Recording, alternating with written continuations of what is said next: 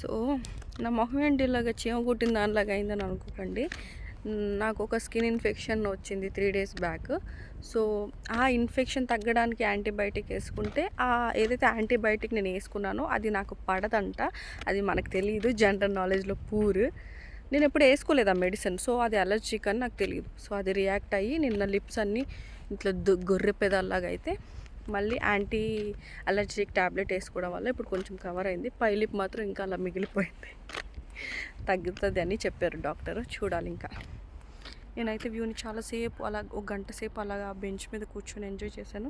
ఇప్పుడు నేను డ్యూటీకి టైం అయిపోతుంది, మళ్ళీ వెళ్ళిపోవాలి. నాకు 40 మినిట్స్ కూడా దొరకలేదు ఇవాళ. ఎందుకంటే నాది మార్నింగ్ బ్రేక్ ఉండింది, అందులో గ్యాంగ్వే రెడీ అవ్వలేదు.